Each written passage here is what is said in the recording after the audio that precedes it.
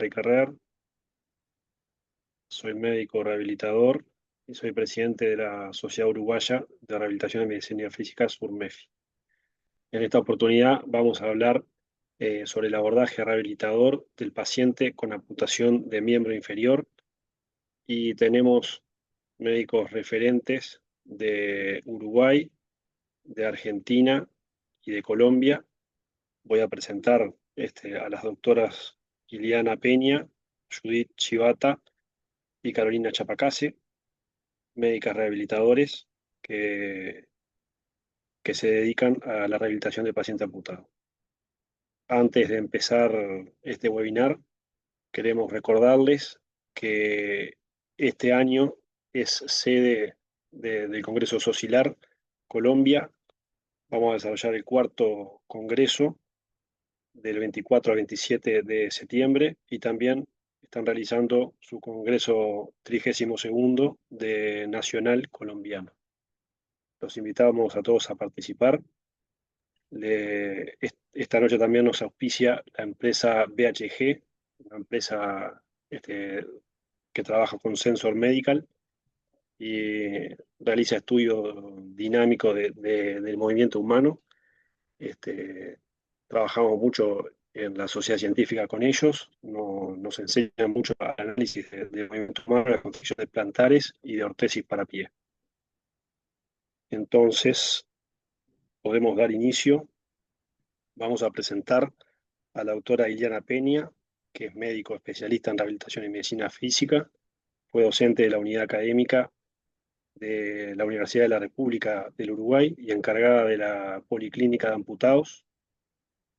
Fue médica rehabilitadora del nuestro Centro Nacional de Ayudas Técnicas y Tecnológicas, y trabajó en el Centro de Rehabilitación Cruz de Leones, Cruz del Sur, en Punta Arenas, Chile. Actualmente se está desempeñando como médica rehabilitadora en la Asociación Española. Entonces, te damos la oportunidad de compartir pantalla, Iliana, y muchas gracias por estar con nosotros. Bueno, hola, buenas noches. Primero que nada, agradecer a todos por la invitación a participar. Para mí es súper importante poder ser parte de esta instancia y que estas jornadas se realicen. Bueno, el tema que yo voy a presentar es lineamientos y objetivos principales en el abordaje del paciente amputado vascular. Ay, espérate que no estoy compartiendo. Ahora sí, ¿no? ¿Se puede ver bien la pantalla completa?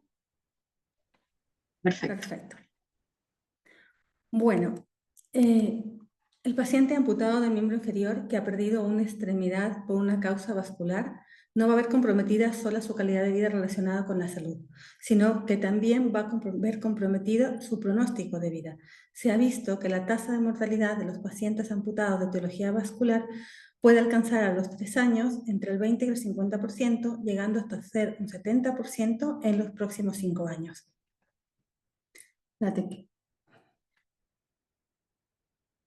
Los pacientes con diabetes mellitus tienen 10 veces más de probabilidades de requerir una amputación y cerca de 100.000 amputaciones se realizan en Estados Unidos, siendo el 50% estimado por esta causa. Según las mejores estimaciones, la diabetes mellitus se ha asociado con un aumento de 2 al 4% de la enfermedad arterial periférica. Y los pacientes que tienen enfermedad arterial periférica se ha visto que entre 20 y el 30% asocian enfermedad arterial periférica, siendo estos pacientes con ambas comorbilidades los que tienen un riesgo mucho mayor de una amputación comparado a los que tienen solo una de las dos patologías y los que son un reto para el abordaje de todos los equipos de salud, especialmente de los equipos de rehabilitación. Bueno, una amputación mayor va a implicar un cambio funcional significativo. Según varios estudios, solo la mitad de los pacientes con amputaciones vasculares, con amputación mayor, alcanzan una marcha ya sea con prótesis o sin prótesis. Las condiciones de extremidad inferior relacionadas con la diabetes mellitus que van a generar el mayor riesgo de amputación son una neuropatía periférica, una vasculopatía periférica y una infección secundaria. La vasculopatía, en su forma de micro o macroangiopatía, es determinante del pronóstico de la extremidad, especialmente en las enfermedades que asocian enfermedad arterial periférica. No obstante, la neuropatía periférica se va manifestada como una neuroartropatía, va a ser la que va a constituir un factor clave en el desencadenamiento de deformidades, facilitando la aparición de úlceras.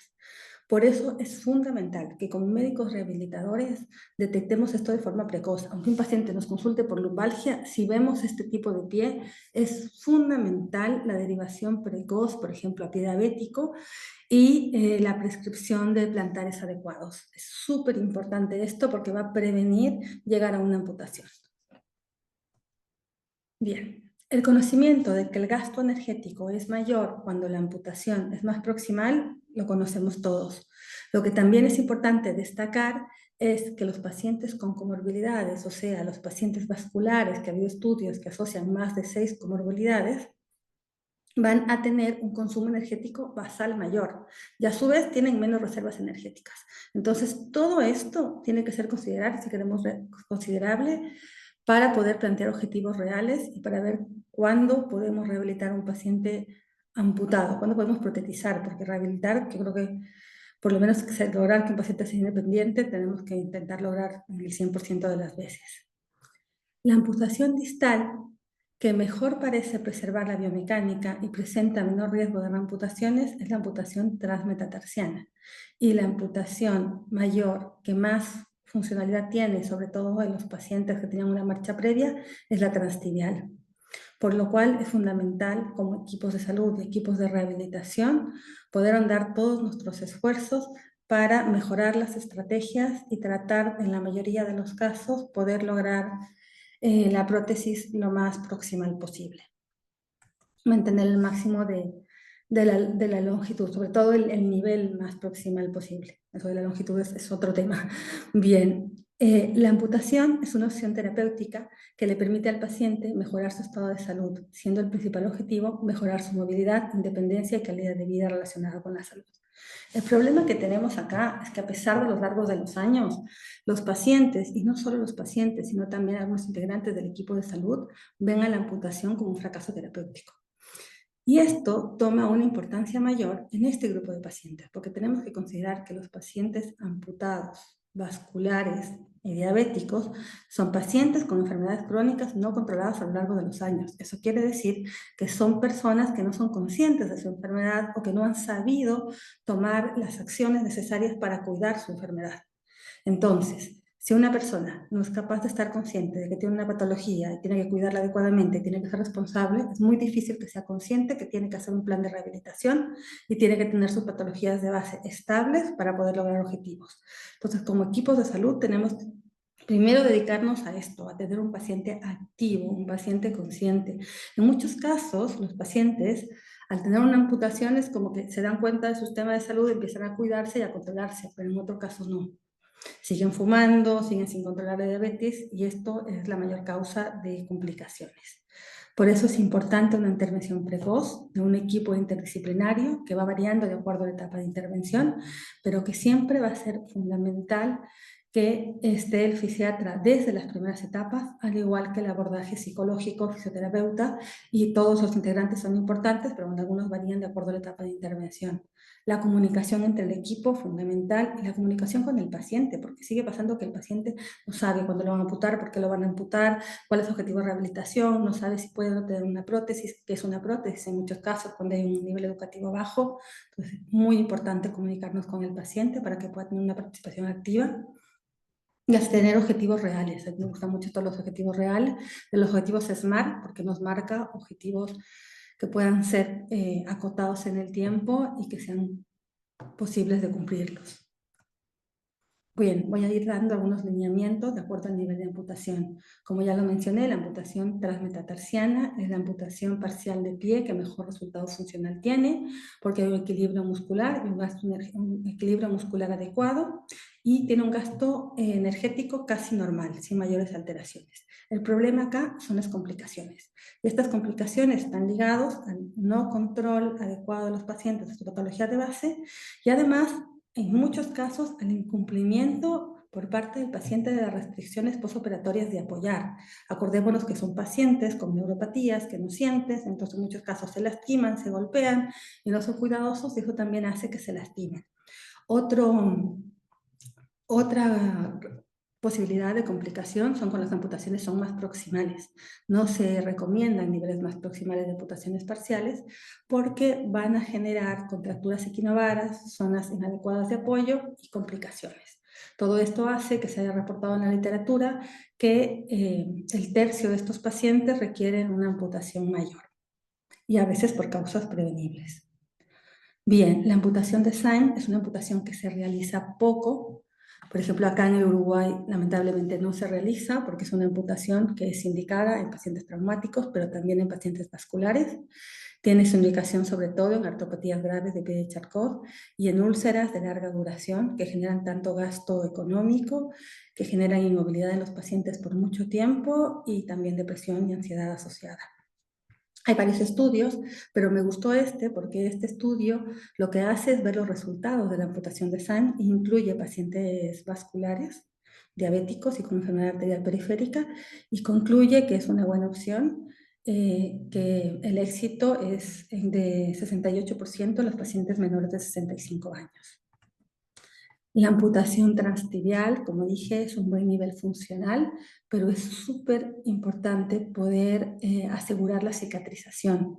La literatura ya nos dice qué aspectos tenemos que seguir para que haya las menores complicaciones posibles y es importante tomarlas en cuenta. Entonces me parece importante resaltar esto que ya está establecido, que un paciente para poder proponer una amputación transtibial debería tener un índice tobillo-brazo superior a 0,5, una saturación de oxígeno transcutánea a temperatura ambiente superior a 20 a 30 miligramos de mercurio, un nivel de albúmina superior a 2,5 y un recuento de linfocitos superior a 1500.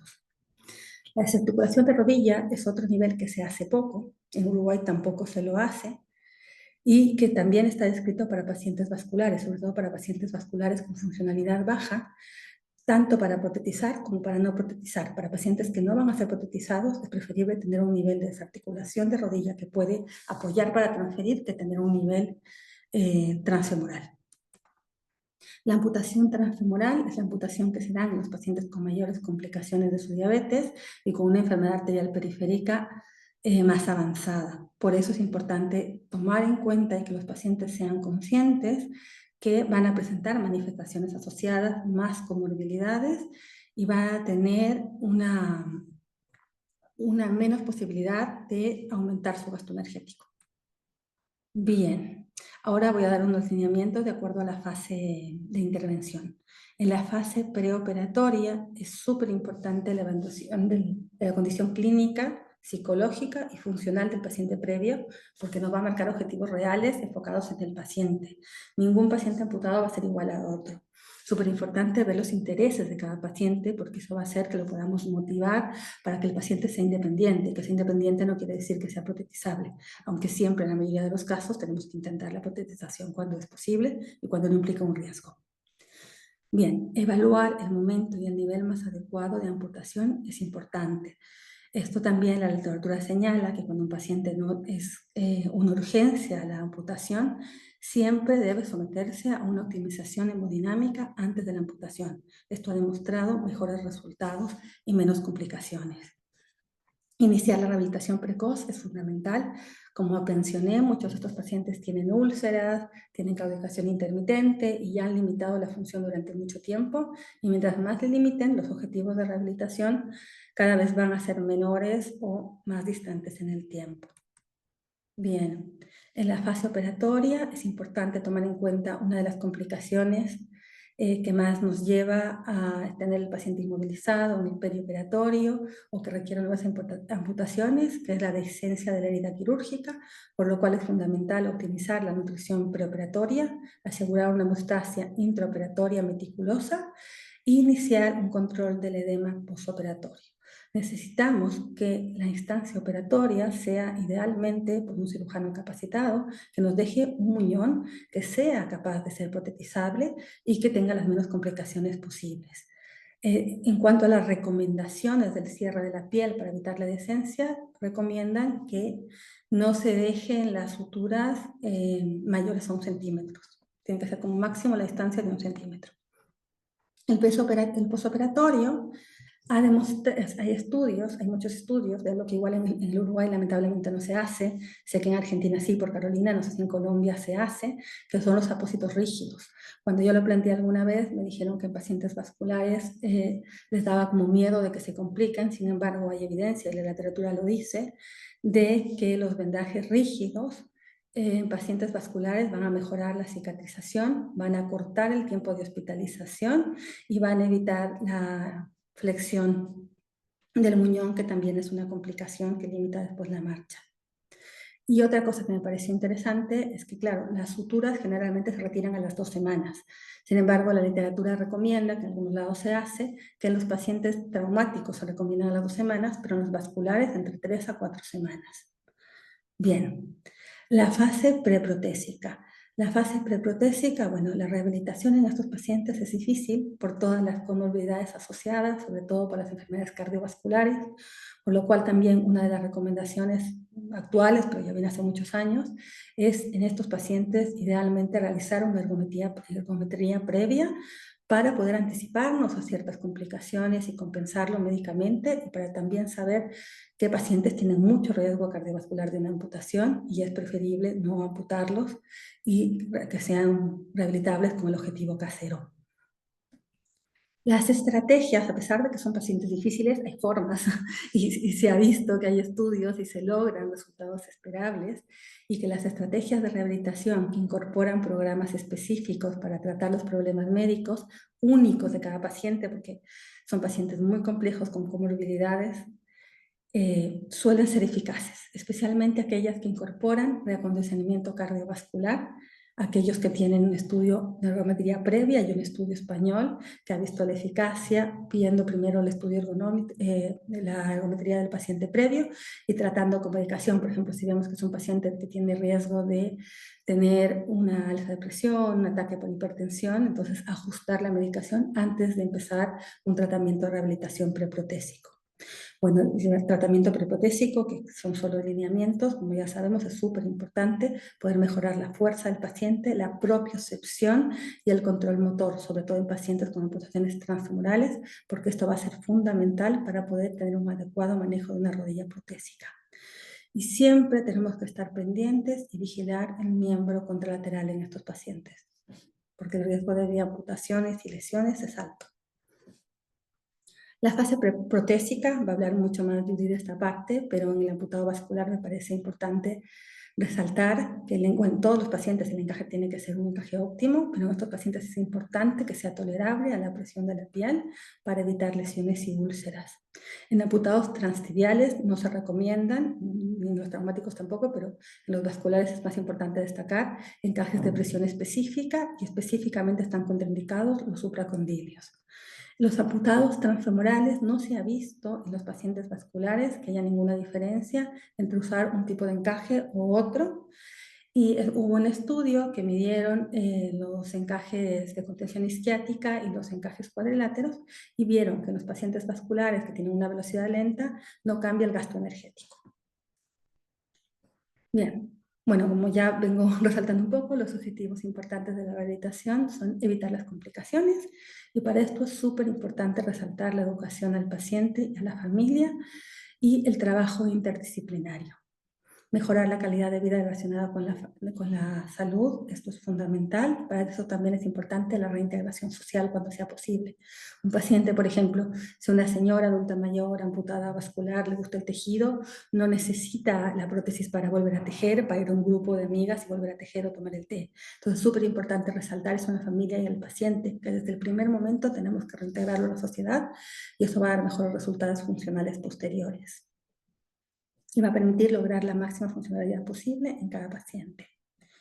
Para los objetivos protésicos es súper importante considerar todas las cosas que ya fui mencionando, sobre todo las comorbilidades en el paciente vascular, el estado psicológico. Son pacientes que generan depresión y ansiedad, y esto tiene que ser diagnosticado y tratado, porque si nosotros tenemos un paciente con depresión y no se trata, no es abordado por psicólogo y medicamentosamente, los resultados no van a ser favorables. La contención social es fundamental. Se ha visto y hay estudios que los pacientes que tienen baja contención social y familiar son los que tienen más riesgo de complicaciones, de úlceras y de no lograr una protetización aceptable y funcional. Bien, bueno, la prótesis, como ya conocemos y como yo iba a hablar un poco más, tiene que ser confortable, funcional, estética y accesible, porque podemos plantear al paciente un objetivo como una prótesis la cual no puede acceder económicamente, entonces no es real. Bien, siempre para poder decidir el objetivo funcional del paciente es importante tomar en cuenta todos esos factores predictores de funcionalidad. Se ha visto, por ejemplo, que si bien la edad se asocia a mayor comorbilidad y al mayor riesgo de reamputaciones, no quiere decir que un paciente de 90 años no pueda ser amputado. Tiene que ser individualizado. Se ha establecido en la literatura y se ha visto, y he tenido pacientes de esa edad, sobre todo amputados transtibiales, que pueden recuperar que pueden lograr una reintegración familiar y social. Bien, los factores psicológicos. Los factores psicológicos es fundamental. La verdad es que muchos fracasos en la protesación que yo he podido constatar son por un inadecuado abordaje de los factores psicológicos, por no escuchar capaz al paciente, por no tener un abordaje psicológico desde el momento. Las amputaciones van a causar un gran impacto emocional, familiar y social. Hay que tomar en cuenta que la pérdida de la extremidad conlleva un duelo para el paciente y este duelo tiene que ser tratado y tiene que ser abordado. Y por eso los estudios coinciden que el abordaje interdisciplinario, donde incluye el abordaje de un psicólogo, es fundamental para obtener buenos resultados. Bueno, las conclusiones un poco de la presentación, que me parece que es un tema que tiene mucho más para decir, pero traté de decir lo más concreto por motivo de tiempo. Y lo que quiero que se lleven de esta charla es la importancia de un abordaje precoz, interdisciplinario, con buena comunicación, tomando como guía las recomendaciones existentes y los factores predictores de funcionalidad para poder plantear objetivos reales y prevenir las máximas complicaciones posibles y lograr una funcionalidad adecuada en cada paciente, que recupere su independencia y su reintegración social. Y que si bien todo paciente tiene derecho a intentar una prótesis, la independencia y la reintegración social no depende solo de eso. Es súper importante para lograr sus objetivos promover la formación de todos los integrantes del equipo. Sería ideal que contamos con cirujanos capacitados para poder tener un muñón adecuado para protetizar y que todo el resto del equipo cada vez tengamos más instancias para capacitarnos y cumplir los objetivos del paciente. Cuando uno tiene un paciente amputado vascular, a veces se ve un poco perdido, por eso me gusta mucho esta foto, porque como que no sabes por qué camino seguir. Pero tomando en cuenta esto, capacitándonos y tomando en cuenta un poco los factores predictores y viendo a cada paciente sus intereses, como que la lucecita se va aprendiendo y poco a poco vas sabiendo por qué camino tienes que ir. Gracias.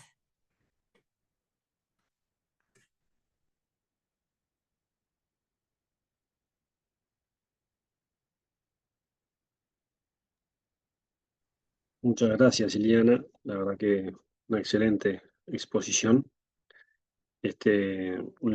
O sea, un abordaje general de los pacientes amputados de causa vascular. Y bueno, vamos a dejar un espacio final para preguntas. Me gustaría introducir ahora a la doctora Judith Chivata, que nos va a hablar sobre tips y trips en la evaluación y prescripción del amputado de miembro inferior. Vamos a introducir entonces a la doctora Judith Chivata, que es médico especialista en medicina física y rehabilitación de Colombia, es máster en ortesis y prótesis y ayudas técnicas, docente de ortesis y prótesis y tecnología de asistencia en la Universidad del Bosque, Colombia, y directora general de la planificación y estudios de la ISPO en Chile, miembro del capítulo de ISPO en Colombia, y es miembro del Consenso Mundial, también de la creación de la Guía para las Medidas Funcionales en Amputado Miembro Inferior, LES and Compass, de la ISPO Internacional. Es proveedora de los servicios de silla de rueda de la Sociedad Internacional, y es líder de un capítulo de ortesis y prótesis de la Asociación Colombiana de Rehabilitación. Entonces, muchas gracias, Judith. Te escuchamos. Muchas gracias, doctor. Bueno, linda noche para todos. Gracias por sacar el tiempo para acompañarnos hoy. Vamos a dar un paseo por aquello que nos mostraron que solía ser complejo, que a veces nos cuesta estructurar un poco, y es qué es eso mínimo que nosotros tenemos que ver en ese paciente amputado para lograr la prescripción ideal y qué orden yo debo tener para prescribir, qué información mínima debe quedar en la historia clínica cuando yo estoy tomando la decisión de prescribir un paciente. Gracias a Socilar por la invitación. Vamos a empezar por algo que me sigue preocupando personalmente de manera profunda y es los principios generales de la amputación. El 95% de los pacientes que tienen una amputación traumática van a terminar desarrollando un neuroma. Es una historia natural de la enfermedad, ¿sí? Nosotros no podemos iniciar la protetización de un paciente que tiene un dolor neuropático, que tiene un síndrome de miembro fantasma o que tiene un telescopaje, porque definitivamente no importa qué haga el ortoprotesista, va a ser fallido. Ahora bien, nosotros como rehabilitadores dentro del primer escenario, como lo decía la doctora Iliana, en ese preprotésico, uno de estos principales objetivos debe ser modular ese dolor neuropático, empezar neuromoduladores. Y apenas veamos que el paciente está ya en desensibilización, empezamos el desmonte de los neuromoduladores. Si el paciente le persiste a usted con un neuroma, hágale una resonancia y empiece a definir intervenciones, bloqueos. Y si usted ve que todo es fallido, llévelo a procedimiento quirúrgico, no para remodelación de muñón, sino simplemente para que resequen el neuroma. Sigue preocupando hoy por hoy que nuestros cirujanos nos están dejando los pacientes sin mioplastia y sin miodesis. Eso nos va a alterar totalmente el control motor del equipamiento protésico. Son fundamentos necesarios. ¿Sí? ¿A qué nos referimos con mioplastia? Es ese procedimiento cuando el cirujano amputa, en el cual lo que va a generar es una unión entre el compartimento anterior, entre los músculos del compartimento anterior y el compartimento posterior, como lo vemos en esta imagen. Eso le va a dar estabilidad para que los músculos puedan hacer las fases de contracción que necesitan para controlar el muñón. Nos estamos enfrentando a muñones flácidos, a muñones con cortes tajantes, y hay unas recomendaciones muy puntuales. Los cortes deben ser biselados de anterior a posterior. Si es un transtibial, el peroné debe quedar 1,5 cm más corto que la tibia para que logremos dentro de la biomecánica del comportamiento del amputado una adaptación del socket exitosa. Y otra cosa que nosotros nos encontramos es la miodesis. La miodesis es cuando está el cirujano haciendo la amputación, fijar ese grupo muscular al hueso. Esta no la suelen hacer con tanta frecuencia. ¿Por qué razón? Porque el paciente ya ha sangrado mucho durante la amputación y esto genera bastante sangrado, entonces la vemos con mucho menos frecuencia, pero mínimo, mínimo deberíamos tener dentro del paciente amputado una mioplastia. Si no la tenemos, ya sabemos que inicialmente nos vamos a enfrentar a un problema muy grande para lograr la adaptación protésica. Esto hace años lo estábamos pidiendo y en el 2022 sale en Bradon y por primera vez hace la recomendación, y en español, de que existen las clases funcionales. Las clases funcionales nivel K fueron creadas por Medicare. ¿Con qué objetivo? Con el objetivo de la prescripción pertinente. Hacemos un llamado a la fisiatría para hacer prescripciones pertinentes, ¿sí? No porque yo ponga más tecnología va a significar que el paciente va a caminar mejor. Así no funciona. Necesitamos primero acordarnos que el paciente necesita rehabilitación. Nosotros de primera instancia somos médicos rehabilitadores. Vamos primero con el preprotésico, luego vamos con la adaptación protésica y nos vamos con el posprotésico. Dentro de ese preprotésico, una de nuestras misiones es neuromodular ese dolor. Si bien tenemos 5 niveles de clasificación K, partiendo desde el 0 hasta el 4, el 0 va a ser aquel paciente que no realiza bípedo ni marcha. El K1 es el que logra, el K1 y el K2 en qué se van a relacionar, tienen una cadencia fija, ¿sí? Mientras el K3 y el K4 tienen una cadencia variable. ¿Cuál va a ser la diferencia? El K1 solamente logra desplazamientos en ambientes interiores, ¿sí? El K2 logra superar uno que otro obstáculo de barrera arquitectónica. El K3 supera casi todas las barreras arquitectónicas y el K4 supera cualquier barrera arquitectónica sin ningún problema. Todos los niños y los deportistas van a ser clasificados como K4, ¿sí? Ahora bien, la literatura nos dice, "Hey, ok, doctor, si usted tiene un nivel K, estas son las recomendaciones de uso de pie que hacemos llamado a que use, ¿sí? Y estos son los tipos de rodilla a que hacemos llamado a que use, ¿sí? Si usted tiene un K3, miren los pies que nos recomiendan, pies multiaxiales de retorno de energía, ya sea en fibra de carbono o en fibra de vidrio, ¿sí? Rodillas hidráulicas, miren que las rodillas hidráulicas las concebimos del K3 hacia arriba. Ahora bien, cuando ustedes hacen la prescripción, ustedes ven al paciente en el preprotésico. Nuestra primera visión va a ser clasificarlo. Usualmente, en la mayoría de los casos, por ejemplo, los pacientes vasculares llegan siendo K0. Algunos ya nos demuestran que están enfocados en rehabilitarse y volver a caminar, llegan como un K1. Pero cuando usted le da ese preprotésico, lo vuelve a ver el paciente evolucionado, ¿sí? Y en ese momento usted decide hacer la prescripción, pero usted decide hacer la prescripción con la proyección a la cual usted está viendo que va a llevar a ese paciente. Si el paciente es un K1 y usted dice, no, mire, este paciente con este equipamiento protésico yo lo proyecto a que va a ser un K2, lo prescribo como un K2, ¿sí?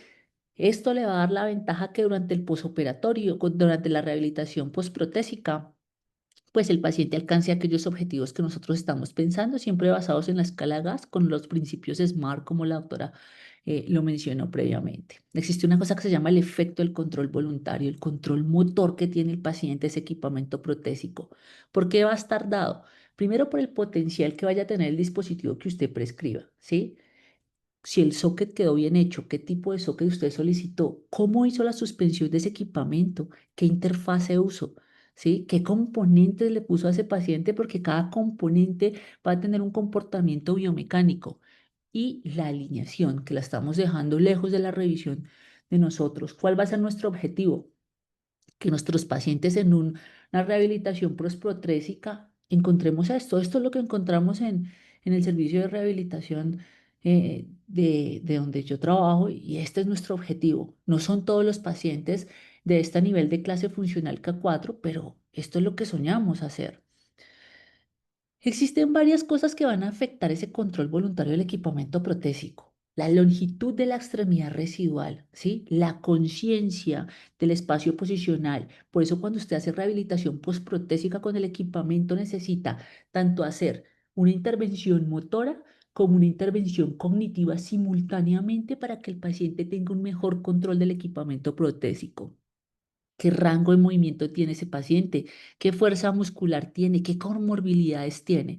Todo eso lo debemos averiguar. ¿Usted qué tiene que investigar el paciente? Ok, ¿qué edad tiene? ¿Qué hacía antes de la amputación? ¿Cómo fue la amputación? ¿La causa de la amputación? ¿Qué clase funcional tiene ahorita? ¿Y usted a dónde lo va a proyectar sabiendo previamente qué clase funcional tenía antes? ¿Sí? ¿En qué terreno se desempeña? Un topógrafo necesita un tipo de pie especial para tenerlo en cuenta. ¿Sí? ¿Cuánto le dio la podometría clínica? Ahorita les cuento una historia bien interesante. ¿Sí? Las actividades recreativas que el paciente hacía previamente. Si bien nosotros no prescribimos prótesis con fines deportivos, excepto que estemos entrenando paralimpistas fuera del contexto de salud, ¿sí? Nosotros debemos saber que si ese paciente tiene una amputación, requiere un equipamiento protésico específico si hace una actividad específica. ¿Listo? Por ejemplo, tengo una paciente de alto rendimiento, actividad deportiva de alto rendimiento que terminó una amputación por un osteosarcoma, ella era karateca, en un transfemoral, terminó en un transfemoral. Cuando ella queda con la amputación, ella se vuelve una paralimpista en tenis y es una chica muy activa, es una K4 de inicio. Cuando va a la consulta la primera vez se convierte en un K1 en el posoperatorio casi inmediato. Y una de las cosas que ella me pedía era poder correr hasta el sistema de transporte público para poder ir hasta la universidad. Y entonces investigué dónde quedaba la universidad de ella, qué tenía que superar. Me preocupaba un poco de que entre todas sus actividades el hidráulico de la rodilla se calentara. Los hidráulicos de las rodillas en la mayoría en este momento se calientan. Hay un par de rodillas en el mundo que no se calientan y ese fue uno de mis parámetros para decir específicamente qué rodilla necesitaba ella. Prescribimos la rodilla, tuvimos un llamado por parte del sistema de salud, se justificó claramente, aprobaron la rodilla, se le entregó y se logró el objetivo específico. Ya ahorita al final de la revisión vamos a ver el postprotésico de ella. Vamos a revisar los fundamentos. ¿Por qué? Porque hay residentes y estamos partiendo del hecho que nosotros deberíamos conocer esto y no tenemos por qué partir de ese hecho si para eso están creados estos eventos.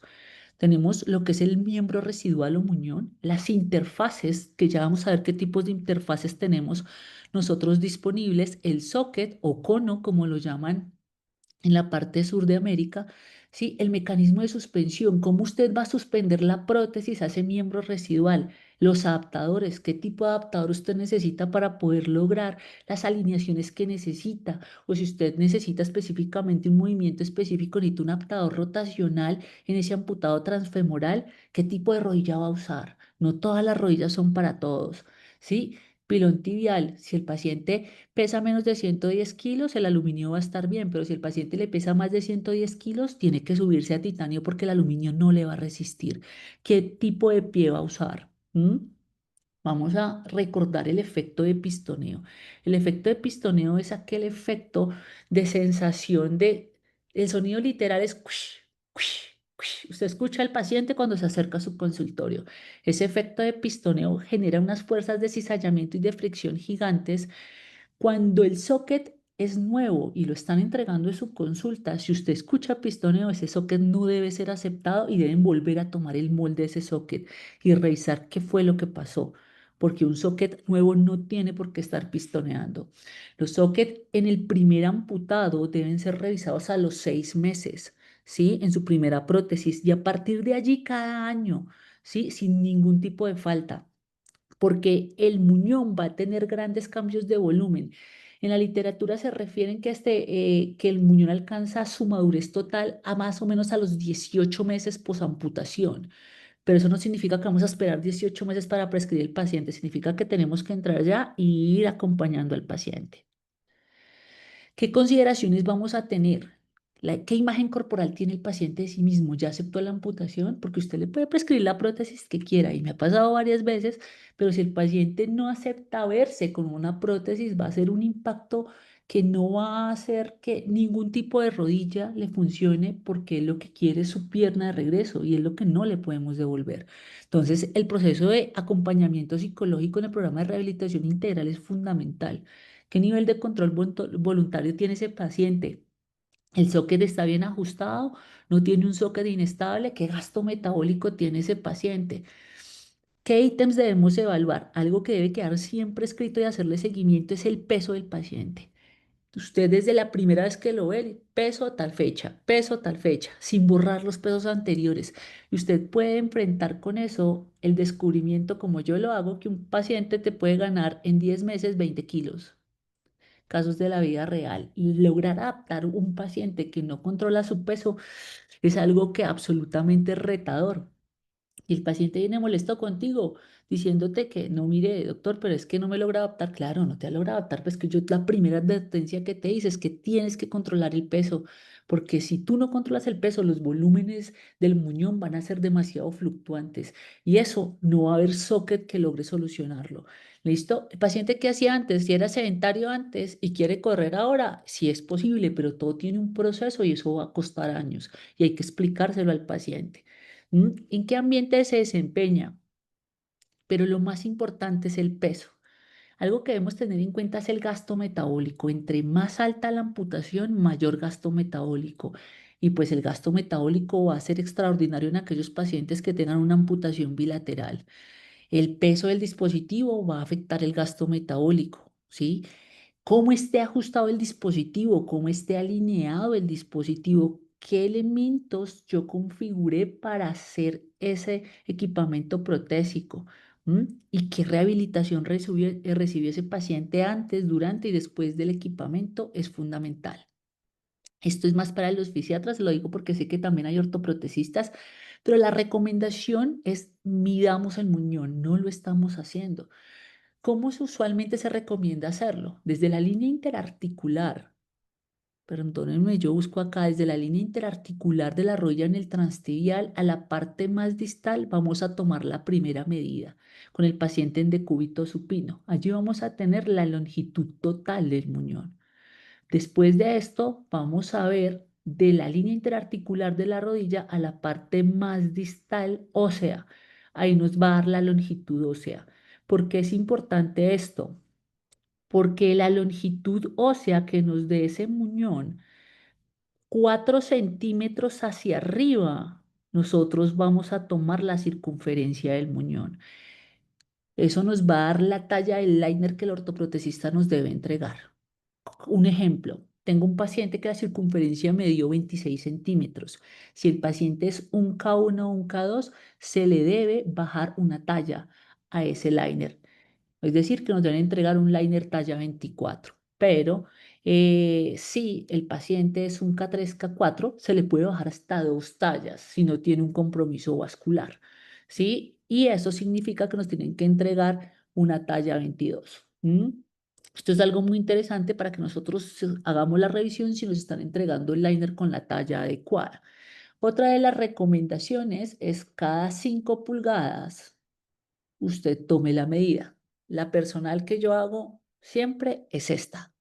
Es la clave. Ahí yo tengo la información que necesito para saber la talla de liner que me están entregando. Y yo siempre les pregunto, ¿qué talla de liner me trajiste?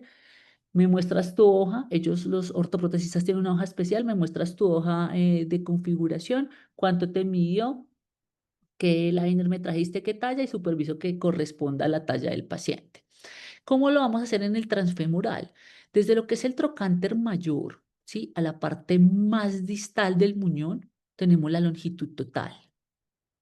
A la parte ósea, desde el trocánter mayor hasta la parte ósea, tenemos la longitud ósea.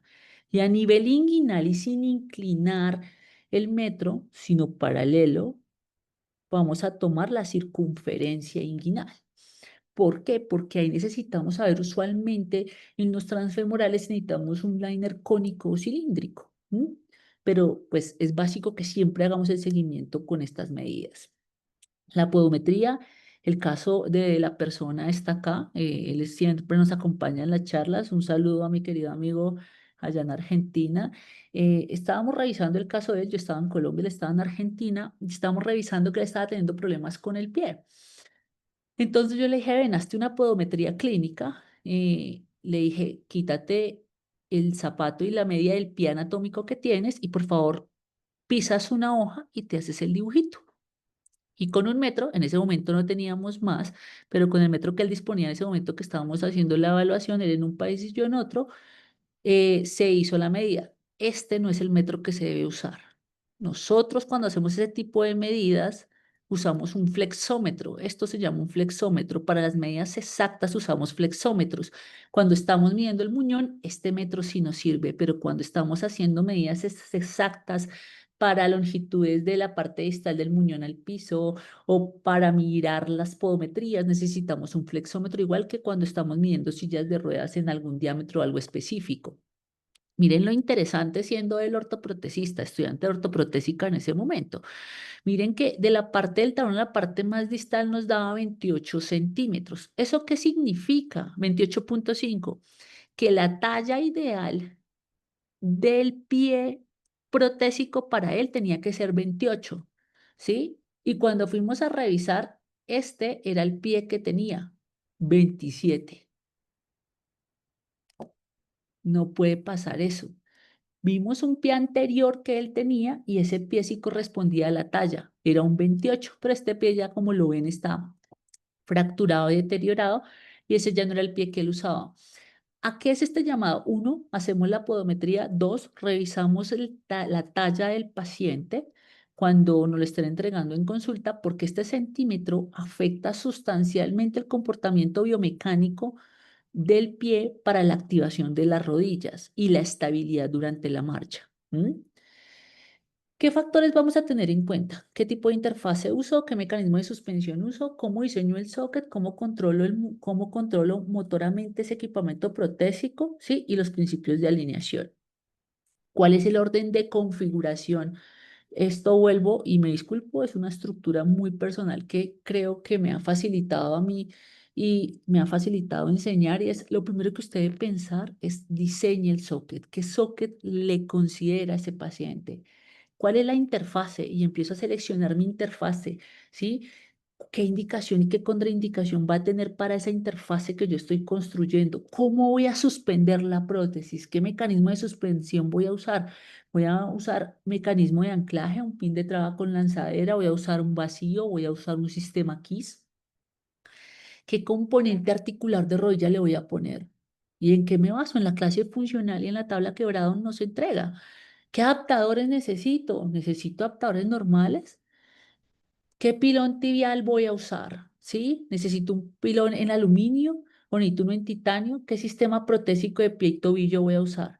Discúlpenme, denme 2 segundos que se me va a descargar el portátil y no lo conecté. Listo. La suspensión protésica. ¿Qué es la suspensión protésica? Básicamente nosotros, ¿cómo vamos a suspender la prótesis al muñón? ¿Sí? Usualmente tendemos a usar liners. Tenemos varios tipos de interfaces. Cuando nosotros usamos suspensiones anatómicas como esta, que es el P-Lite, o también lo llamamos interfaces en foam. Discúlpenme 2 segundos. Mil disculpas por la interrupción. Ya nos salvamos de quedarnos sin computadora. Listo. Cuando usamos interfaces en FOAN, estas van acompañadas de suspensiones anatómicas. Cuando nosotros usamos interfaces en liner, podemos usar vacío, podemos usar anclaje, ¿sí? Podemos usar un sistema de correas tipo KISS. Y existen unas interfaces muy interesantes que a veces no usamos, que son las medias protésicas. Tenemos 2 tipos de medias protésicas, unas en algodón y otras en silicona. ¿Cuál es el objetivo? Suplir cuando el muñón tiene una deformidad. Por ejemplo, un paciente con agenesia de miembro inferior.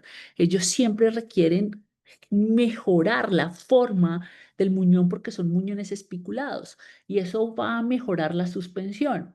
¿Cómo? Vamos a ver este ejemplo. Entonces, uno de mis pacientes, él tiene una agenesia de miembros inferiores. Perdónenme, yo reviso. Y básicamente, miren, el muñón especulado, él es estudiante de ingeniería, él va a la universidad solo, es un independiente funcional modificado, se coloca su prótesis solo y lo que consideramos fue, necesitamos mejorar cómo ese muñón tiene su configuración. ¿Cómo lo hicimos? Colocamos una media siliconada. Vamos a mejorar la forma de ese muñón. ¿Sí? Después de que ya mejoramos la forma del muñón con medias siliconadas, colocamos el liner con el mecanismo de suspensión que yo necesite. Esto no es para todo el mundo, pero sí para esos pacientes con agenesia. Miren cómo se transformó, ¿sí? La adaptación y eso va a mejorar sustancialmente la adaptación del equipamiento protésico. ¿Listo? Voy a pasar rápidamente. Los insertos en foam los dejamos exclusivamente para pacientes con suspensiones anatómicas, aquellos que usen, por ejemplo, en transtibiales, los que usemos configuraciones tipo PTB, PTS o KBM, que ellos hacen cargas específicas, no cargas totales. Entonces, ellos la indicación son insertos en foam, son económicos, son acolchados, no logran el confort de un liner, pero son los que deberíamos usar en esos pacientes K1 básicamente. Los liners fueron creados en el 80, han revolucionado el mundo. Hoy por hoy tenemos los sistemas híbridos, en el cual usted puede usar 2 mecanismos de suspensión simultáneamente cuando usted necesita mejorar la suspensión, por ejemplo, en un amputado bilateral. ¿Sí? El coeficiente de fricción disminuye un montón. Si usted tiene un paciente que vive en una tierra acá en Colombia le decimos tierra caliente, tierra cálida, en una tierra calorosa, idealmente use silicona, que es más fría, pero si usted tiene un paciente que tiene un compromiso vascular, un paciente con diabetes mellitus, si un paciente que de pronto tenga injertos en el muñón, váyase por el Jeroco, por el copolímero, porque aunque duran menos, son mucho más confortables, ¿sí? La alineación es algo fundamental, es cómo va a tener la relación espacial cada uno de los segmentos del equipamiento protésico. Tenemos que ver tres tipos de alineación: la alineación de banco, cómo se relaciona ese equipamiento protésico. En el transtibial básicamente hablamos de lo que es la flexión del socket, ¿sí? Y la extensión del socket o del varo y el valgo. No vamos a profundizar, es simplemente para que tengamos una visión. Si gustan, con mucho gusto podemos dar una charla de esto en otro momento. Pero miren cómo se diferencia el transtibial, que si yo inclino mi socket acá es flexión, versus el transfemoral, que si yo inclino acá hacia acá es flexión de socket. Estoy hablando del socket, olvídense del paciente, olvídense del muñón, estamos hablando de la relación espacial que van a tener los componentes protésicos. Tenemos, esa es la alineación de banco. Tenemos la alineación estática, que es la prótesis puesta en el paciente sin hacer marcha, un paciente estático, y pasamos a la alineación dinámica. ¿Qué más podemos ver? Bueno, revisemos un poquito de esto. Existe una línea de carga en el transfemoral que viene a caer a rodilla, tobillo, ¿sí? Creo que es en el que uno de los que más fallamos en la alineación. Lo que pretendemos hacer con la rodilla y el pie protésico es llegar a este punto. Si usted ve que el paciente es un paciente con una habilidad de cuádriceps, colapsa en flexión con facilidad, puede generar una alineación voluntaria. ¿Qué es esto? Que la línea de carga caiga ligeramente por delante del eje articular de esa rodilla protésica específicamente, y eso generará que el vector de reacción de piso pase por delante, generando un momento extensor de la rodilla protésica. ¿Mm? Y revísense, porque si ese paciente se está quejando cuando llega a la consulta de que colapsa cuando tiene la fase de apoyo con el equipamiento protésico, posiblemente le dejaron una alineación involuntaria, y es que la línea de carga está cayendo demasiado atrás de lo que es ese eje articular de la rodilla protésica, y va a facilitar por puro vector de reacción a piso un momento flexor. ¿Mm? ¿Qué más podemos ver? Ok, entre más corto el amputado, más vamos desplazando la alineación en el transfemoral. Iniciamos desde una pulgada de lo que va a ser el isquion, lateralmente llegando a un máximo cuando yo divido el socket 50-50. Este es un parámetro máximo. Yo ya no puedo seguir desplazando después de esta línea más afuera, ¿no? Este es el parámetro máximo y lo hacemos solamente tan desplazado en amputados transfemorales. La alineación dinámica básicamente es con el paciente caminando. Tenemos un pie muy específico que genera ajuste en la altura del talón. La misma paciente en un mismo momento protésico. Ahí estábamos viendo cómo funciona el pie, ella caminando con sus tacones absolutamente feliz, y luego con sus tenis. Se le debe dar algo de entrenamiento en cómo se debe alinear para cada uno. Es supremamente sencillo. Recordar que todo amputado transfemoral corto tiene indicación de ser tratado como desarticulado de cadera. Y este es un paciente con esas cualidades. Y no hay límites, los límites los ponemos nosotros. Ellos nos demuestran que definitivamente no hay límites. La biomecánica del muñón es algo absolutamente importante que se nos está quedando de lado. Por eso el problema cuando los cirujanos nos dejan esto cortado absolutamente recto, esta punta del hueso, miren lo que va a generar en la fase de balanceo. Se va a topar esta parte anterior con la cara anterior del socket, y es indefectible que no genere una lesión. Entonces, sería recomendable siempre que revisemos que hayan hecho una buena amputación, y si no lo hicieron, tomar medidas en la prescripción médica, porque sabemos ya qué es lo que va a pasar con esto. Vendaje del muñón. No voy a pasar los videos porque son muy largos, pero el punto acá es, si yo tengo un transtibial, el vendaje va por encima de la rodilla. Pero si yo tengo un transfemoral, el vendaje va por encima de la cadera. ¿Listo? La revisión bibliográfica, me disculpo por la demora. Mis redes sociales, siempre publicamos ahí cosas que estamos al servicio de la academia. Muchas gracias a todos. Muchas gracias, Judith. Excelente presentación. Volvemos a comentar que dejamos las preguntas para el final. Y bueno, nos acompaña también entonces Carolina Chapacase, una referente internacional también. Ella es médica especialista en rehabilitación y medicina física, es docente universitario, es consultora en el Hospital Italiano en Buenos Aires para pacientes amputados, es consultora internacional en prótesis y ortesis, es tesorera de nuestra Sociedad Internacional de Medicina Física y Rehabilitación, y también tenemos el orgullo de que sea una socia honoraria de nuestra Sociedad Científica Uruguaya por todos los aportes que ha hecho a la rehabilitación de nuestro país. Así que estamos muy contentos de tenerte, Carolina, y te escuchamos con atención. Espera, estoy logrando no pelearme con la tecnología. Hola. Bueno, muchísimas gracias a Socilar, muchísimas gracias a SURMEFI, que siempre para mí es como mi segunda casa de medicina física y rehabilitación, y en nombre de Gabriel Larricareve, a todos los que me invitaron a participar en este curso, que la verdad que me está resultando muy interesante. El tema que me toca, el tema que me pidieron que hablara, es un tema como medio denso, si me preguntan a mí, sobre todo para las 10 de la noche, que es el horario en Buenos Aires, así que me disculpo si es un poquito técnico, pero yo creo que el que maneja esto bien, maneja amputados, no tengo ninguna duda. Es difícil escucharlo una vez y aprenderlo. Yo quisiera nada más que contárselos una vez y que ustedes lo leyeran y lo analizaran parte a parte, porque entender eso, que me llevó un montón de tiempo, porque es mucho más complejo de lo que parece cuando uno lo lee, es lo que hace que yo vea a un paciente amputado y sepa qué le está pasando. Bueno, la primera cosa del paciente amputado que uno tiene que ver es cuando está caminando y entrando al consultorio, y entonces lo muy básico sería, bueno, ver cómo está ese muñón, ver cómo está esa prótesis y ver cómo está su entrenamiento, si está entrenado, si es la primera vez.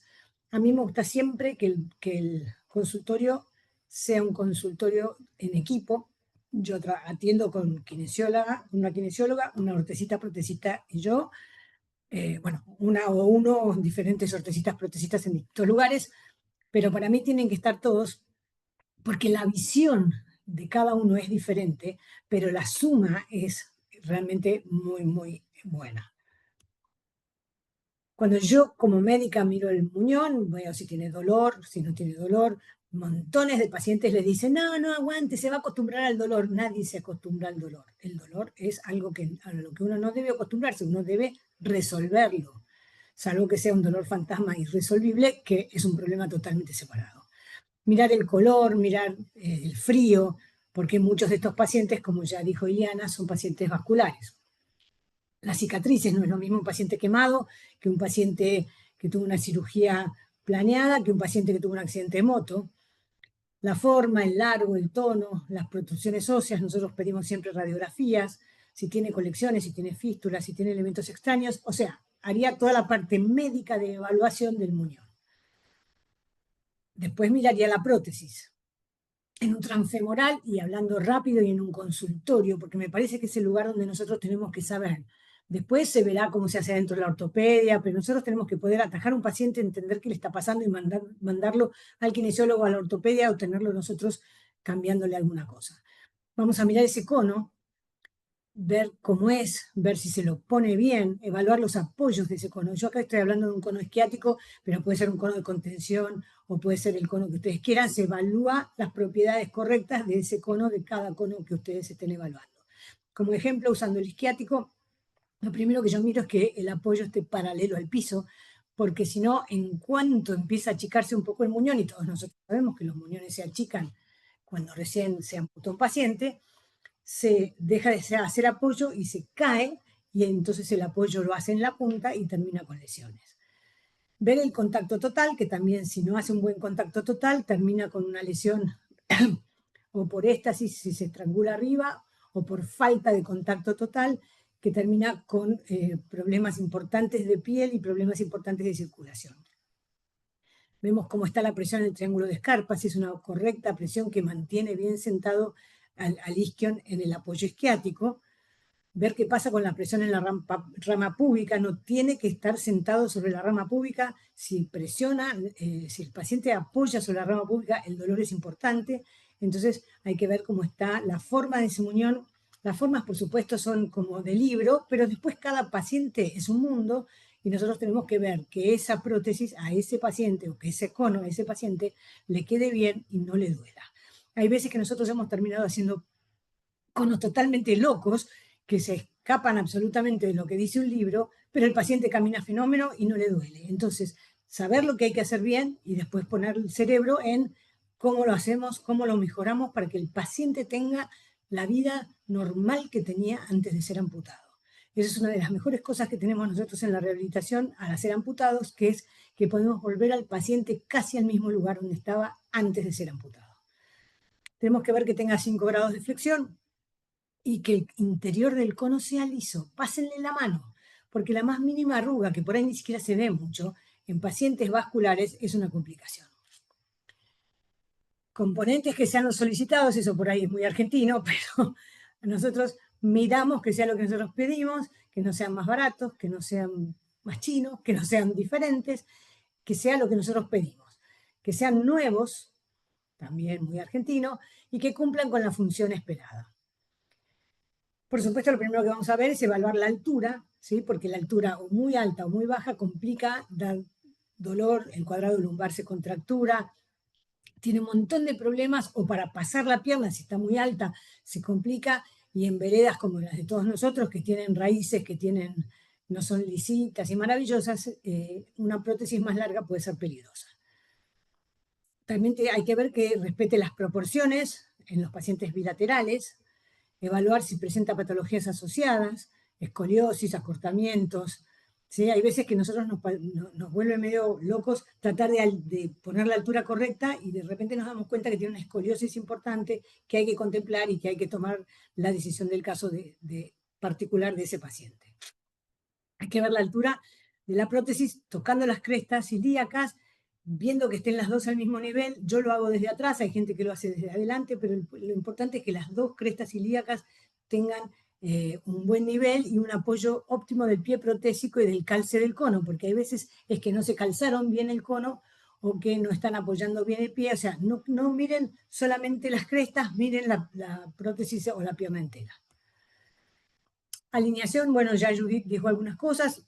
Hay 3 tipos de alineaciones: la de banco, que lo hace el ortesista-protesista para nosotros, que es como tirar esa plomada y ustedes ven, se sabe las líneas por donde tienen que caer. Esta es la teoría perfecta de cómo tiene que estar y ellos lo hacen adentro de la ortopedia.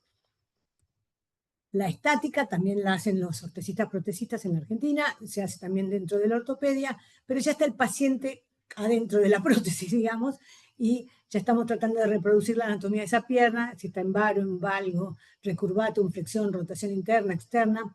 Hay que ver todo cómo está ya con ese paciente calzado y, por supuesto, el taco del zapato, que debe mantenerse o debe estar suplementado de alguna manera. Hay pies hoy en día que se mueven y que permiten usar taco alto a las mujeres o a quien quiera usarlo, pero si nosotros cambiamos el taco sin compensar la diferencia, cambiamos totalmente la alineación.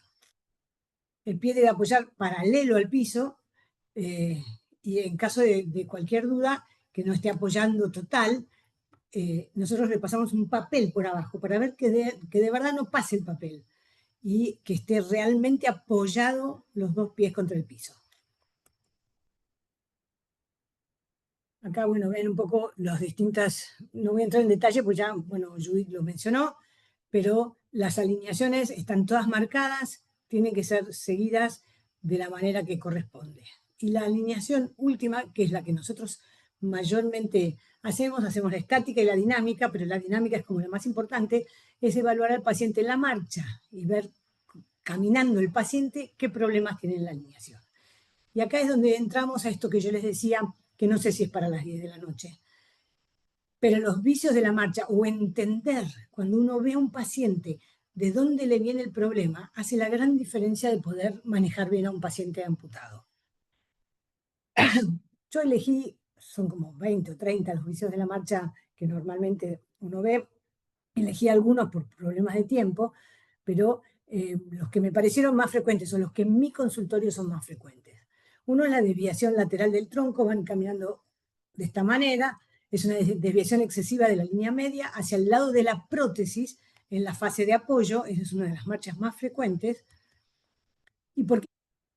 Bueno, la prótesis puede ser corta, entonces se bajan un poco más para llegar a pisar, puede tener un mal diseño de la pared lateral, entonces no estabiliza bien el fémur, entonces el paciente necesita gravedad hacia la prótesis y para eso inclina el tronco.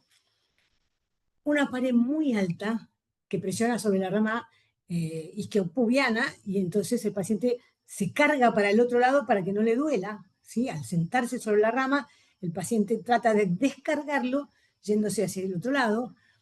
Un cono grande, porque el cono al ser grande termina cargando sobre la rama isquiopubiana igual, sería la misma causa, pero una es por la pared alta y otra es por el cono grande. Y un cono en abducción, que también reduce la acción de los abductores de cadera en la estabilización de la pelvis. Entonces, esa pelvis cae hacia el lado sano, y ¿cómo lo contrarrestan eso? Lateralizando el tronco. Esas serían las causas de la prótesis. Pero también hay causas del paciente para cada uno de estos problemas. Por eso yo siempre digo que no hay nada mejor que ver con el kinesiólogo, el médico y el ortesista estos pacientes. ¿Qué causas hacen que uno lateralice el tronco del paciente? Abductores débiles, no tienen un buen glúteo medio, es uno de los temas más importantes a rehabilitar, es fortalecimiento del glúteo medio. Lesión o dolor en la cara lateral del muñón, por las razones que fueran, un muñón muy corto, un muñón en abducción. También un mal patrón de marcha por hábito, ¿sí? Porque durante un montón de años caminaron con una prótesis que tenía algunos de estos defectos y ahora siguen caminando igual por más que uno se las corrija. Y también por falta de equilibrio. Se ve mucho mejor esta marcha desde atrás, después del apoyo del talón, hacia la fase del apoyo medio. Marcha en abducción. Una cosa es la marcha en abducción y otra cosa es la marcha en circunducción. Y la gente tiende a confundirlas un montón. En abducción, la pierna está abducida, abierta, y el pie no está bien apoyado. La base de apoyo está aumentada, ¿sí? Se produce un desplazamiento lateral exagerado de la pelvis, se inclina el tronco para poder elevar la cadera. Lo que hace es como levantar la cadera así, no hacerla de esta manera. Perdón. Las causas, una vez más, de la prótesis: una prótesis larga, una suspensión insuficiente, que es lo mismo que tener una prótesis larga, porque al no sostenerla, cuando camina pistonea, como decía Judith antes, y se sale se cae. Una pared interna alta que causa presión sobre la rama isquiopúbica y da dolor. Prótesis con traba, las prótesis que tienen traba de rodilla, o que tienen una rodilla con una fricción muy dura, o que está muy atrasada la línea de carga. Si hablamos de una banda silesiana, que nosotros seguimos usando todavía únicamente en los preprotésicos, porque en todo lo demás ya se usan los liners o los foams o distintas formas de suspensión. Pero cuando todavía estamos en el preprotésico, que se les está achicando, y por razones económicas más que filosóficas, nosotros usamos la banda silesiana, y si el botón está muy alto, si esos botones no tiran exactamente los lugares que tienen que estar, cambia totalmente la biomecánica de esa marcha, la forma en que caen las líneas de gravedad en esa prótesis, y al traccionar reduce la prótesis y se va para la abducción una vez más. También un poco lo mismo si el pie protésico está muy adelantado, porque a la larga es como si fuera una rodilla con fricción muy dura o muy atrasada. Un pie muy adelantado termina en una rodilla muy atrasada. Y si el cono es chico es lo mismo, porque al no calzar entero queda más largo. Causas del paciente. Desarrollan un mal patrón si tienen estabilidad en la marcha. Pacientes que no están entrenados, pacientes que usaron un montón de tiempo pilón de marcha de esos que se hacían antes, que eran yeso y dos maderas, porque problemas económicos no había manera de equiparlos de otra forma. Hoy en día, por lo menos nosotros estamos dejando de hacer los pilones de yeso y de madera, y lo que estamos haciendo mucho más es el cambio del cono puro, pero no todas las obras sociales particularmente no solamente cuando no tiene cobertura puede llegar a eso, y entonces, bueno, seguimos usando el yeso y los palitos de las muletas para darle marcha hasta que peleamos y conseguimos la prótesis.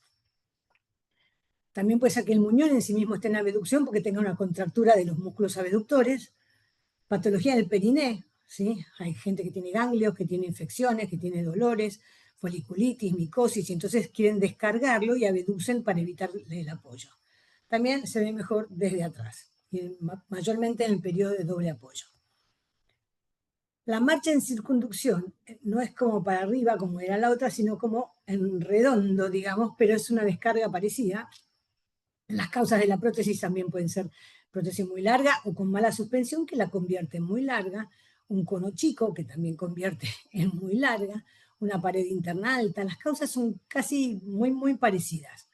La rodilla muy rígida, lo mismo que habíamos dicho antes, con traba o con exceso de fricción o muy atrasada, y el pie en flexión plantar.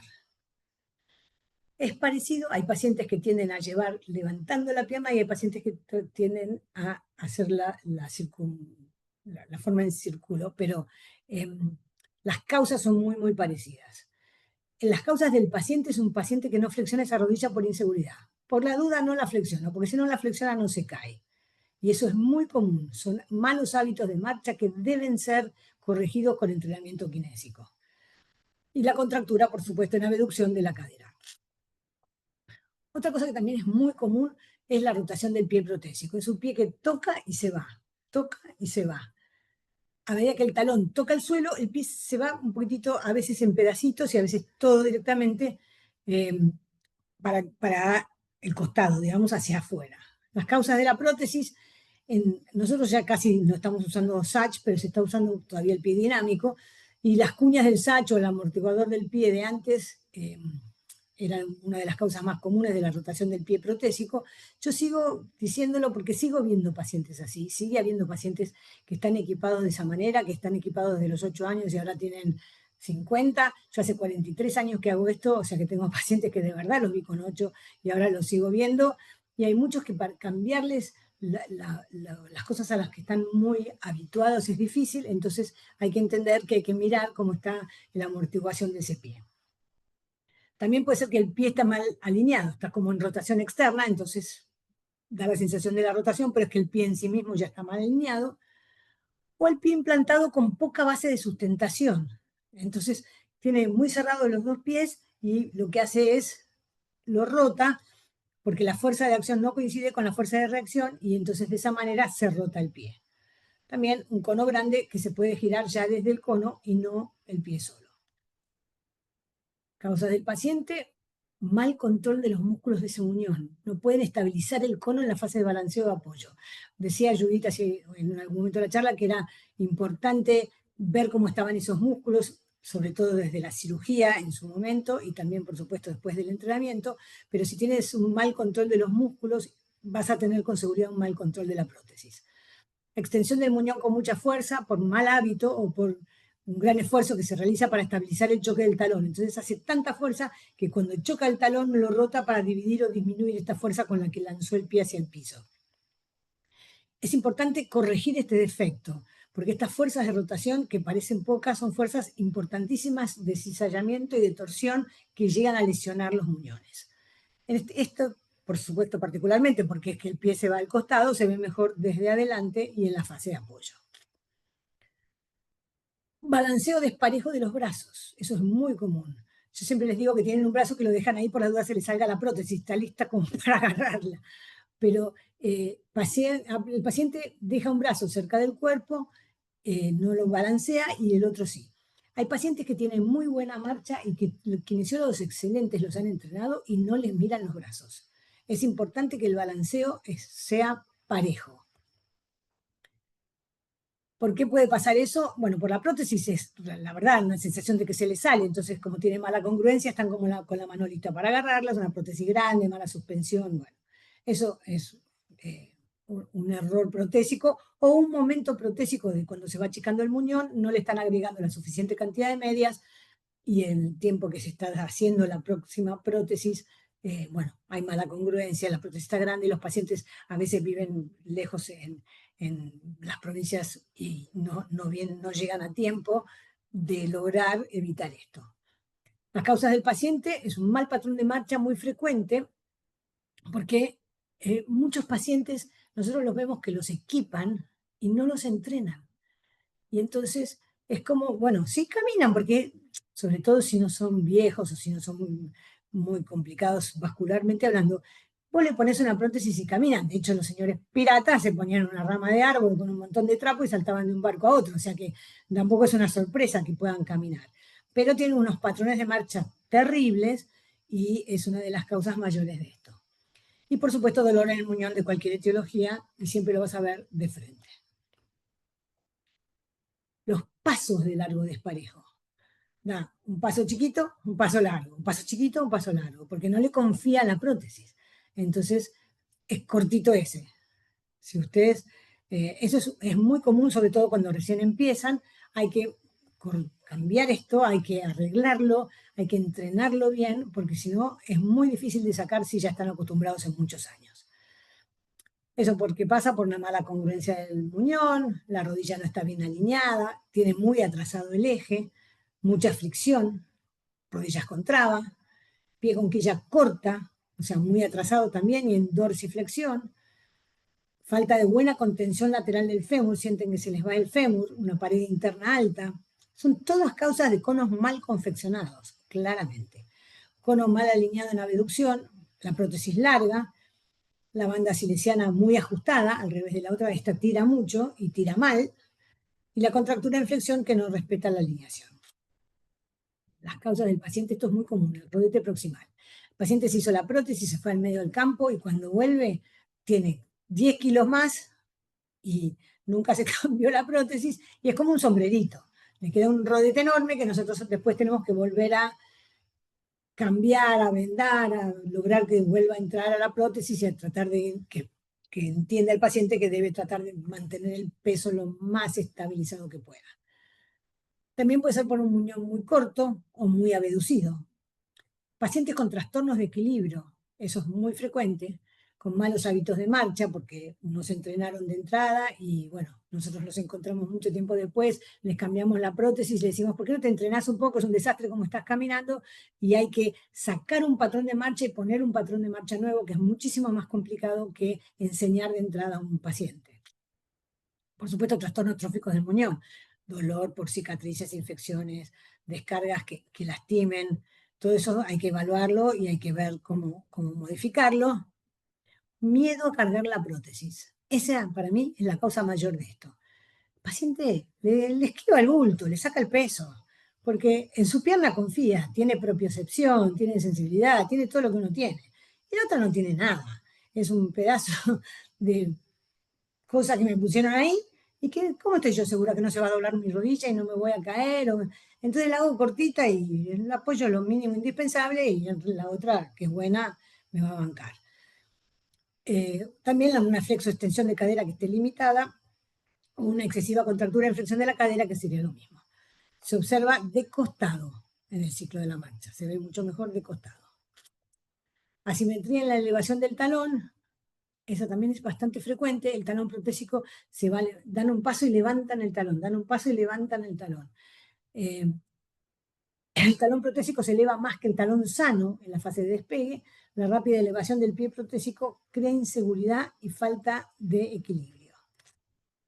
¿Por qué es eso? Poca fricción de rodilla, una rodilla que esté muy libre y el paciente que no esté todavía entrenado lo suficiente para una rodilla tan rápida o tan libre. Una falta de control de la rodilla en la fase de balanceo, asistencia a la extensión insuficiente o nula, a la larga todo eso es más o menos lo mismo, poco resistencia a la flexión, articulación de la rodilla muy adelantada. Todo esto a la larga no deja de ser lo mismo, que es poca dureza en esa rodilla. Las causas del paciente, flexión muy fuerte del muñón, que hace que a medida que la rodilla se flexiona y la prótesis se balancea hacia adelante, el talón se eleve, ¿sí? Dobla muchísimo, entonces el talón se termina elevando. Se ven pacientes que flexionan mucho la cadera para flexionar la rodilla y al hacerlo crean más fuerza de la necesaria y entonces esa misma fuerza les lleva el pie para atrás. Se observa mejor desde el costado y en la primera parte de la fase de balanceo. El impacto final en la fase de balanceo ahora se usa mucho menos. Cuando yo empecé a hacer todo esto, vos era tuc y tuc. Ahora es más como, como decía Judith, por el pistoneo. El ruido más común es el ruido de pérdida de aire. En ese momento el ruido más común era el impacto que los pacientes mismos hacían para asegurarse del choque del talón y estar seguros que se iba a quedar bloqueada una rodilla, que era muy básica porque eran rodillas muy que no tenían ni hidráulico ni nada que las contuviera.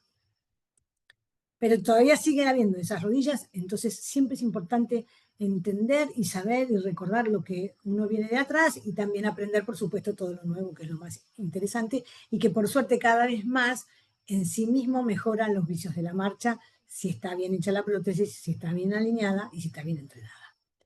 Las causas de la prótesis: poca resistencia a la extensión, rodillas sin control, una fricción insuficiente, que es lo mismo, que lo que permite la extensión no controlada, los muñones muy largos, que lo hacen con mucha fuerza y hacen una extensión que no controlan la fuerza con que la hacen, asistencia a la extensión que esté muy dura. Es importante diferenciar de cuál es esto, si es la extensión muy dura o si es una rodilla sin control en la fase de balanceo, porque si no sabes cuál de estos dos factores es, se aumenta la fricción cuando la asistencia de extensión está muy dura, es peor, ¿sí? Entonces nosotros tenemos que saber si aumentar la fricción o si ver qué está pasando con la rodilla esa sin control en la fase de balanceo. Causas del paciente: la más frecuente es esa, el miedo que no esté estirada la rodilla. Entonces les da seguridad, golpean la rodilla, tac, hacen la rodilla, tac, y apoyan, tac, y apoyan. Cuando saben, están seguras que la rodilla se estiró bien. Detención brusca de la flexión de cadera al final del apoyo medio o falta de control del extensor de cadera. El problema ahí es en general más de cadera. Esto causa asimetría porque el paciente va frenando en la fase de balanceo y eso le permite que la rodilla se extienda del todo, pero el paciente frenó. Se debe intentar corregir este patrón. El choque puede ser transmitido por la prótesis y en el tiempo crea microtraumas, ¿sí? Porque tú piensa en la cantidad de veces que cada paso damos uno de todos nosotros por día y a la larga hay un microtrauma en ese muñón. Esto para mí es una de las cosas que más me costó ver siempre, pero una vez que la aprendés a ver, es muy frecuente y es muy fácil de resolver, que son los latigazos, el latigazo externo y el latigazo interno. El latigazo es un arco que realiza el talón durante la fase de balanceo de la prótesis. Si ustedes lo ven acá, el latigazo interno tiene el talón hacia adentro, el latigazo externo van a ver el talón hacia afuera. Acá, la rodilla está, en lugar de estar así, está así, ¿sí? Y así. Entonces, si la rodilla tiene que estar derechita y está hacia afuera, el talón se va hacia adentro y la prótesis hace como un arco. Lo mismo inverso para el otro lado. Es muy importante corregir esto, para mí es difícil de verlo cuando lo estás mirando y evaluando a un paciente, pero una vez que lo lográs ver, es muy fácil y es muy frecuente. El latigazo externo, ven la parte posterior del talón, se mueve internamente. Causas de la prótesis: el eje de la rodilla está en rotación interna, el eje de la rodilla está en valgo y el cono está poco conformado. Y las causas del paciente pueden ser que se puso mal la prótesis, a veces ellos mismos en lugar de poner derechito el eje de la rodilla la están poniendo de esa manera porque se rotaron el cono cuando lo pusieron. No es tan fácil colocarse la prótesis como uno piensa, sobre todo los pacientes que son diabéticos, que tienen problemas de visión, tienen problemas de manos, neuropatías. Entonces muchas veces dicen, no, pero me queda mal y no anda, esta prótesis no sirve, y cuando uno la ve lo que les está pasando es que le están calzando muy mal. Entonces, bueno, la mala colocación de la prótesis te cambia el eje y una musculatura débil, los tejidos que roten, que sean demasiado débiles, o la prótesis en sí que se rote. El latigazo interno, el talón del pie protésico se mueve hacia externo, está puesto mal, perdón. El paciente prácticamente toca el malleolo interno con el talón protésico. Las causas son lo mismo, eje de rodilla en rotación externa y eje de rodilla descendida en varo. La otra era interna y en válido. Y las causas del paciente son las mismas, la mala colocación. Es una marcha insegura, no camina rápido, pierde más tiempo en caminar, es difícil subir y bajar escaleras, se ve mucho más fácil desde atrás, cuando despega el pie del suelo mirándole el talón. Se ve mejor a la altura del pie si bien es un defecto de la alineación de la rodilla, pero lo ves mucho mejor en el talón del pie. Pistoneo, lo que había dicho antes Judith, el cono es grande o el cono es tan apretado que no entra y entonces igual se mueve porque toca solamente la puntita y no llega a calzar entero, una mala suspensión, cambios de volumen del muñón o displasia de cadera que produce Trendelenburg. Tuviera que resumir eso, sería, si nosotros entendemos la biomecánica, si la vemos desde distintos ángulos y con una cabeza abierta, nosotros vamos a ver cuánto influye en la función de las prótesis, ¿sí? Yo veo a veces los traumatólogos en Buenos Aires que la verdad que no les gustan mucho los amputados, atenta contra su personalidad. Le ponen una prótesis y ya está, con eso ya está terminado. Con eso ni siquiera empieza, recién empieza esa película, la película de me puse la prótesis. Ahora tenemos que ver la película de está bien hecha, cómo la alineamos, cómo lo entrenamos, qué vicios le estamos permitiendo que tenga, y conocer la biomecánica es la gran diferencia. Conocerla también es crucial para corregir todos estos vicios de marcha y permitir máximo potencial del uso. La prótesis tiene que tener un uso, el uso más grande que pueda tener. No sirve tener unas rodillas increíbles, maravillosas, carísimas y las terminan usando como si fuera una autobloqueante. Y también la biomecánica ayuda a alinear comprendiendo las características y las necesidades de cada paciente. Bueno, muchísimas gracias y espero que no se hayan infartado de tanta causa paciente, causa prótesis. Bueno, muchísimas gracias, Carolina. Claramente se ve el entusiasmo y lo que les gusta este tema, que en realidad estamos aprendiendo con ustedes y esto siempre motiva, ¿no? Una persona entusiasta siempre transmite más. Este, es un poco extensa este webinar, vamos 1 hora y media, pero podemos hacer algunas preguntas. Este, vamos a ver las preguntas que hacen en el chat. Eh, recordamos dos cosas, recordamos. Primero, lo que comunicamos que el próximo webinar va a ser, lo organiza Colombia, va a ser el 14 de agosto y el tema es ecografía en rehabilitación y medicina física. Otra pregunta, si estas clases, estos webinars, capaz que no le hicimos clase, le hicimos webinar de intercambio, son grabadas y sí, los webinars de Socilar están grabados y accesibles. Y acá nos preguntan desde Colombia, agradecen por la excelente presentación y dice una duda, ¿existe umbrales de FEBI que limiten el uso de prótesis de miembros inferiores?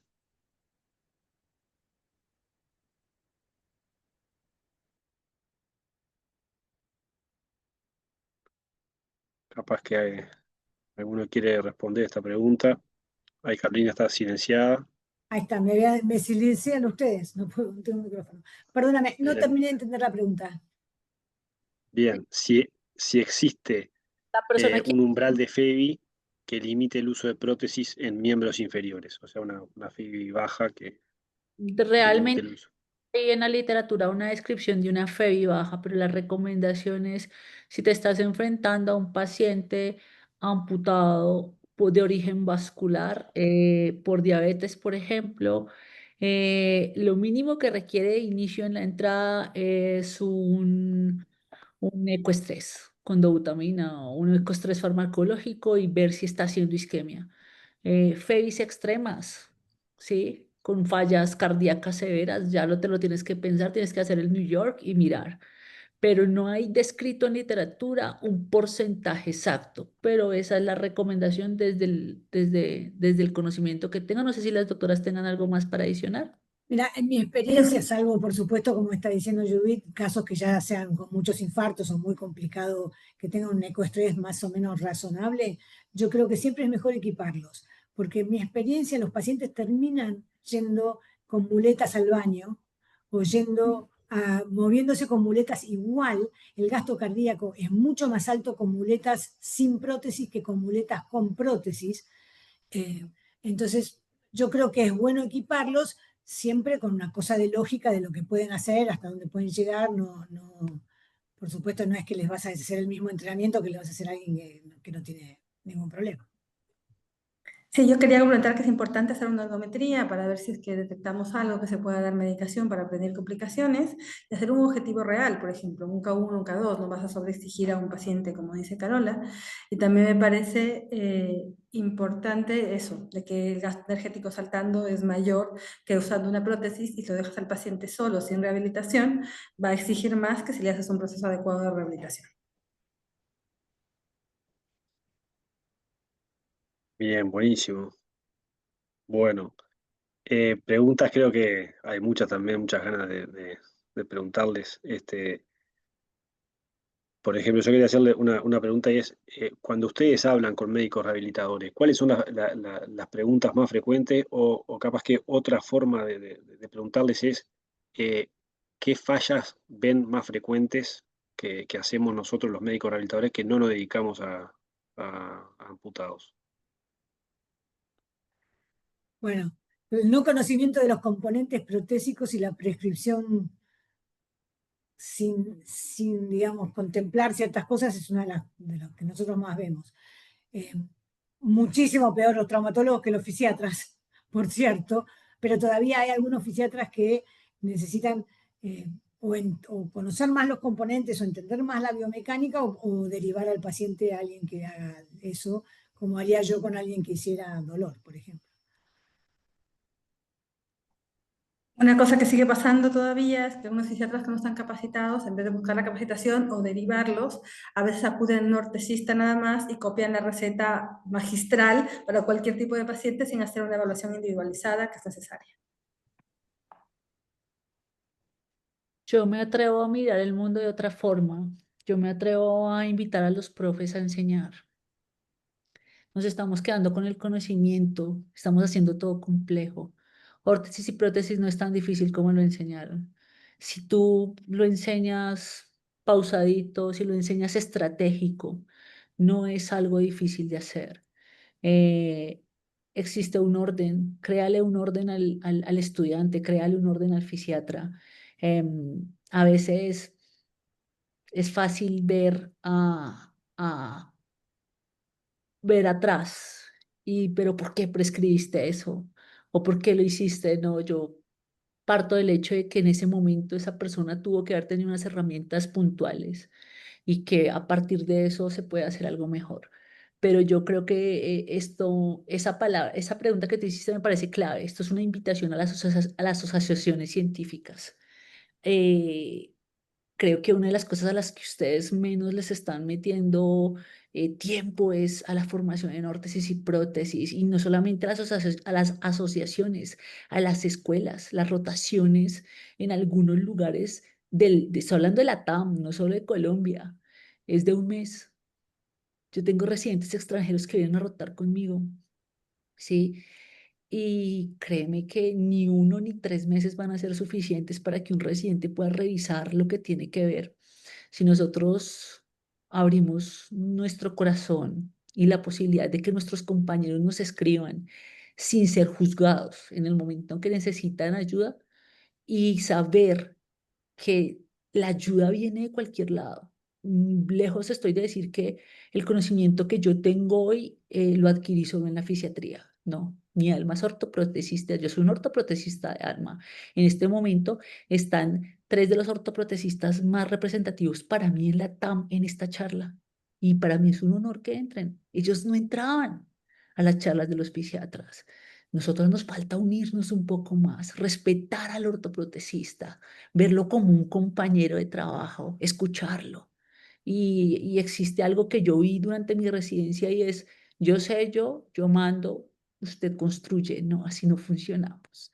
Estamos en un mundo donde te llegan y te dicen, no pude hacer lo que usted me dijo, doctora. Entonces yo le digo, bueno, si usted me trae el problema, me trae la solución, yo ya sé cuál es la solución, porque usted me trae el problema, me lo explica, yo sé cómo lo podemos solucionar. Pues, ¿tú qué pones sobre la mesa? ¿Tú qué ofreces? ¿Qué hacemos? ¿Tú qué propones?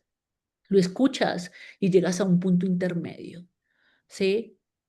Pero sí que es una excelente pregunta para ponerlo en la mesa del socilar, ¿sí?